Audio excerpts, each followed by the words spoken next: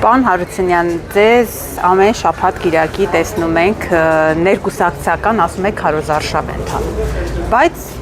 արդյոք ներկուսակցական, որովհետև ներկուսակցականը ենթադրում է ձեր կուսակիցների հետ քարոզարշավ, բայց դուք քաղաքացիների հետ եք շփվում, շատ հաճախ աշխատանքի մասն եք խոսում, նրանց հարցերն եք փորձում լուծել, սա արդյոք ոչ պաշտոնական եւ ոչ օրինական քարոզարշավ չի։ Նայեք,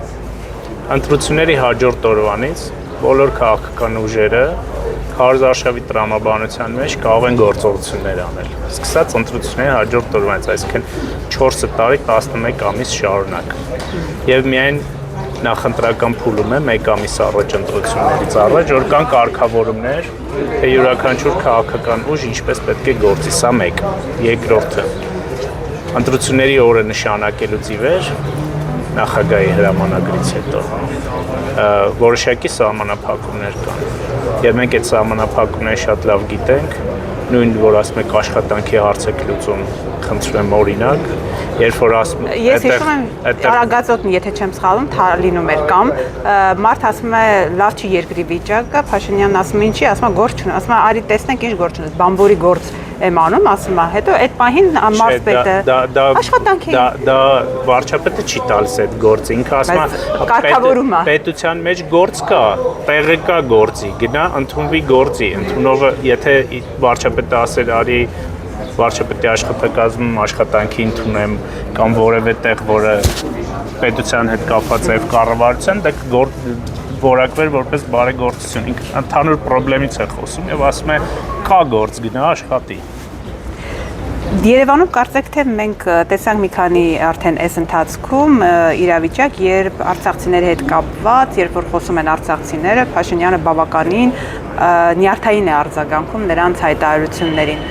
Փաստորեն ստացվում է, որ Երևանում բավականին բարդ է իշխողկուսակցության վիճակը եւ մարդիկ ավելի շատ են ընդդիմախոս ձեզ։ Իրավիճակը հետեւյալն է։ Բոլոր տեղերում մենք տեսել ենք, որ կան մարդիկ, որոնք խնդիրներ են բարձրացնում։ Եվ այդ խնդիրներին նաև լինում են մի քիչ ավելի այսպես լարված իրավիճակներում պատասխաններ, ավելի հանդարտ, քարոզարշավ է եւ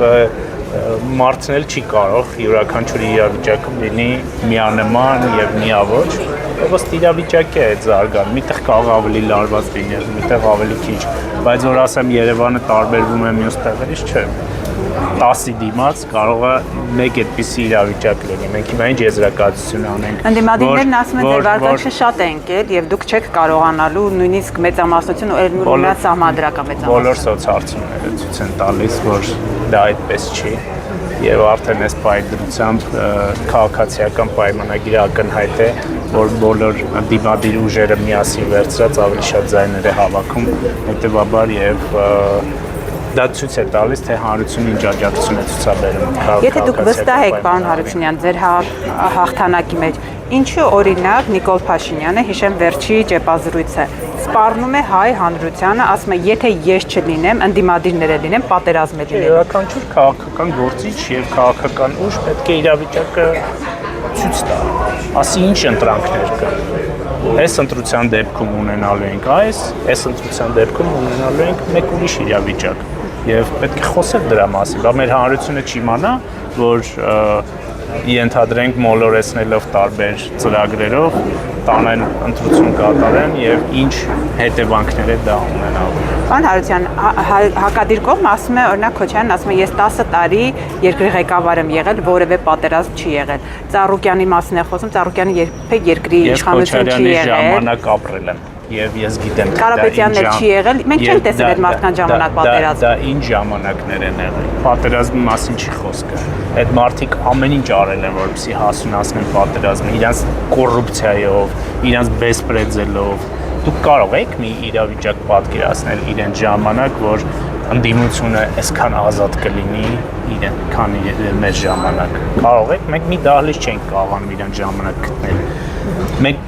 Մենք շատ հաճախ Ինչպես եկաք իշխանության, պարոն Հարությունյան, ընդդիմությունը։ Ինչ։ Ընդդիմությունը ինչպես կարողացավ իր քայլերով գալ իշխանության։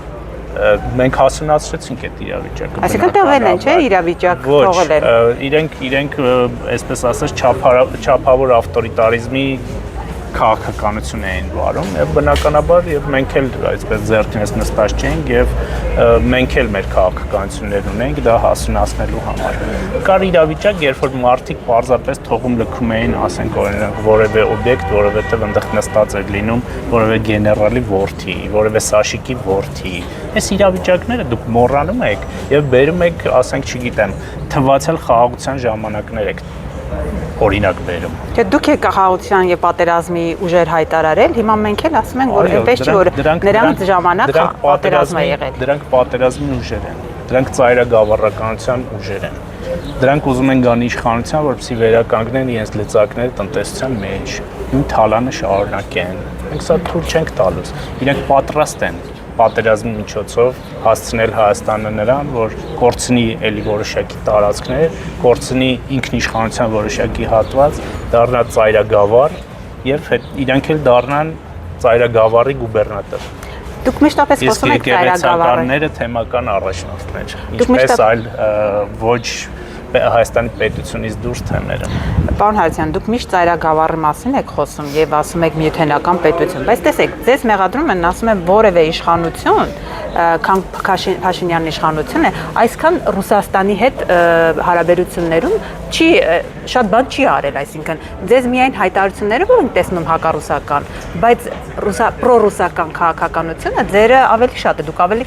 մեր տնտեսությունը ավելի է ինտեգրել ռուսական շուկային յատը։ Ես չգիտեմ ով է այդպիսի մեկնաբանություններ անում։ Խաղապահներ ուղարկել են։ Մենք Հայաստանի եւ Ռուսաստանի հարաբերությունների որակն ենք փոխել։ Մենք մեր գործընկերներին ասում ենք, որ մենք վասալային կախվածության մեջ չենք լինելու, ինչպես որոշ մեր ժամանակի նախագահ գուբերնատորները։ Մենք ուզում ենք հավասար հարաբերություններ որպես գործընկերների հետ եւ կարծում եմ, որ ոչ ամբողջությամբ, բայց մասամբ այդ մեր քաղաքականությունը, այսպես հասկացվածություն ունենում է Ռուսաստանը։ Ձեզ էլ ասում են դուք էլ թուրք-ադրբեջանական կողմի տանդեմի վասալն եք։ Դե դա ժամանակը ցույց կտա մենք ինչ էինք, ակնհայտ է, որ այսօր պետականությունը Հայաստանի Հանրապետությունը ավելի մեծ հեռանկար չունի հարատևության, քան նախկինում։